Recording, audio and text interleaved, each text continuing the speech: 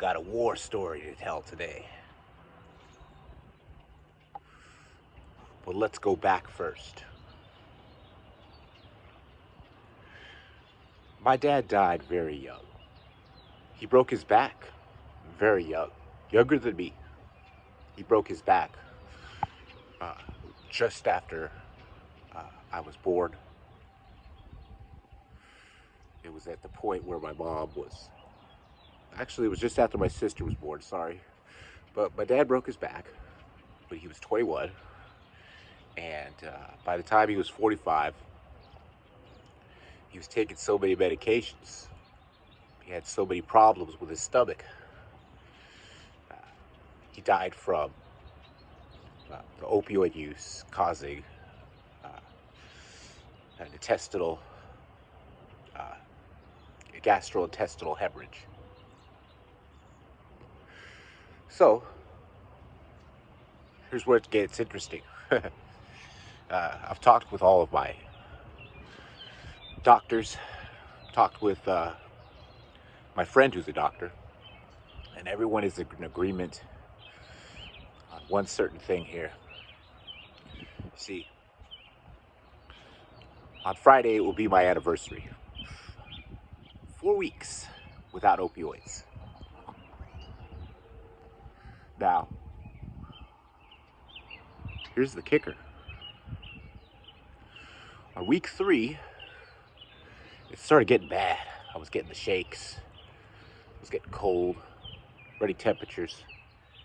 And this past Sunday, I had to go to the hospital because I couldn't take it anymore. I would have rather died than continue with that sort of pain. And as it turns out, that pain, as I always tell people, pain is a method for your body to talk to you. It's a communication method. Quit the pain medication so that I could feel. But this Sunday, I had appendicitis. I was really following in my father's footsteps because if I hadn't quit using opioids, I probably wouldn't have felt the pain from the appendicitis, and the appendicitis most likely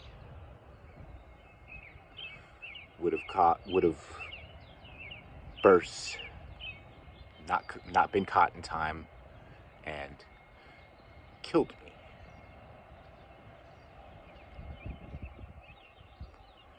So, what I'm getting at here is, if I hadn't quit opioids, I'd be dead right now. Following in the footsteps of my dad. I'm 43 years old. He was 45 when he died. It's really quite terrifying when you think about it. The implications of opioids could have been my killer, just like my dad. Now, I'm not perfect, far from it. I have a condition called PBA, pseudo-bulbar effect. It causes me to laugh when people would be crying, and to cry when people are laughing, and get angry for no reason at all. I'm in the hospital. I wake up at 6 a.m. It's pretty usual for me these days. I just been through a surgery. There was little care. No doctors came to see me. No one was checking anything out. So I started taking everything off, disequipping myself. I was getting frustrated because people kept telling me, oh yeah, it's going to be like 45 minutes, you'll be discharged after being held overnight. Well, I waited from 6 to 10 o'clock. And they weren't giving me any of my nerve medication, which is really my only thing that I'm using to cope right now with the issues that I do have. Stop taking duloxetine and all that shit. Mental medications. So, quitting all of those things and only being on gabapentin left it so that that's the only thing that's really keeping me in some sort of balance where I'm not constantly going off the hinges at people. I can get pretty crazy. I've almost been arrested for this shit. PBA is no joke. It's the Joker disease. So Cape 10 o'clock, I left. I didn't want to put those people into a situation where they hated me or I hated them. They were just good people trying to do their jobs in a facility that didn't have enough people to accomplish what they needed to accomplish in the care of their patients. So I left to get some medical advice.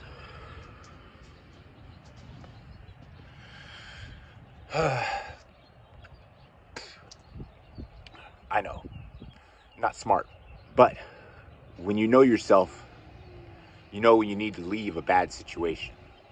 So I left. I have an appointment today with the doctor to get my blood sugar levels tested. Check out my white blood cell count, make sure I don't have any sort of infection from the appendicitis, because that's what appendicitis is. It's an infection. I took all of their IV antibiotics, but since I didn't get discharged, I have no papers for how to care for myself after having an appendectomy. I know I'm kind of rambling. This is all important to me because I hope that this story will save somebody's life. You need to listen to your body. Pain is the way that your body communicates with you. It's telling you that something's wrong. If I hadn't quit using opioid medication, I would be dead. And this is the fact that I want to reveal to people. This is just Western medication. They try to cover over all of the pain that you feel. They try to make you not listen to your body. I have a good friend.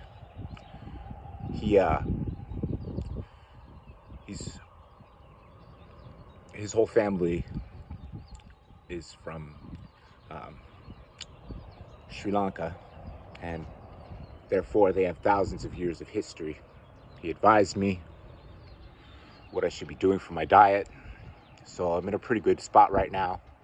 Feeling a lot less pain, not taking any sugar in, eating high protein with vegetables in order to heal from all of this in a quick manner.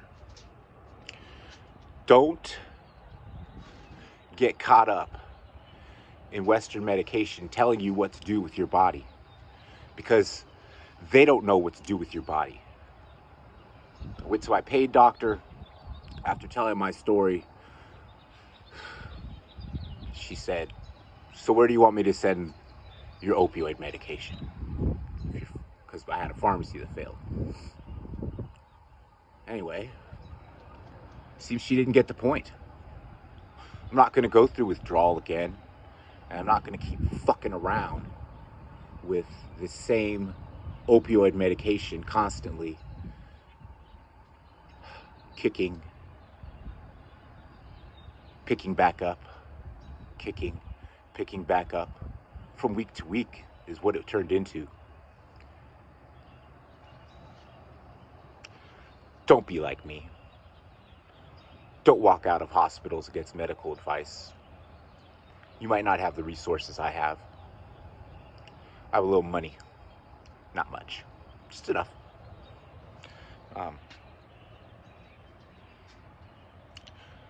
Stop taking opioids. Find a different way. I was in more pain when I was taking opioids than when I quit. Please understand that. When you do these things that hinder your body from communicating with you, your body will just communicate what it needs to eventually. And my body was sick. Now, I'm on a path to recovery. But you only get on the path to recovery once you start making your own plan, your own decisions, living for yourself.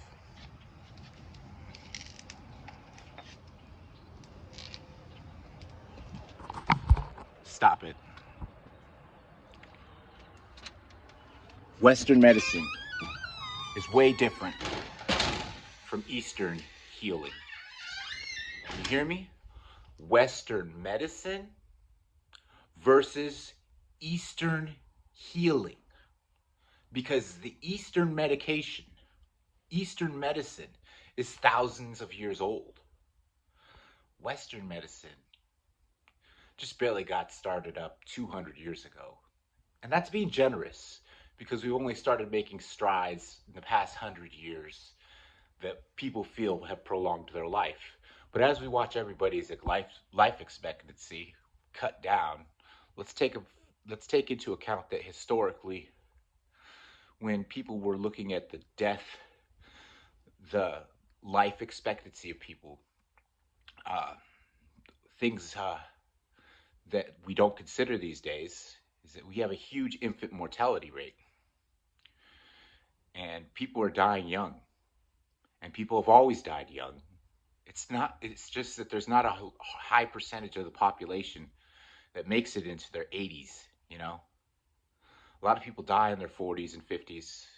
Almost every man that I know that was in the age category of a father to me died young, whether they abused their body or not. But I do want to thank everybody that watches my videos. I appreciate you. And this is an important one that I hope you'll share with a friend regarding how I escaped death by stopping listening to all of my doctors. I think I'll just end it there. I have a lot to process, and I hope that after you listen to this, you feel like you have a lot to process too, because opioids can increase pain, and they can make it so that your body is not communicating to you in a healthy manner, and it can kill you. My dad died of a gastrointestinal hemorrhage. I almost died of an intestinal hemorrhage. And that's the facts as they stand right now. Life is rough, and we have to be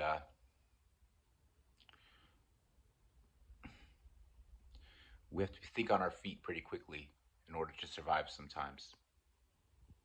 Luckily for me, I had started a process that ensured that I would live a little bit longer. I'm not going to die like my dad did, so I dodged that bullet. Time to keep it going. Week 4 on Friday.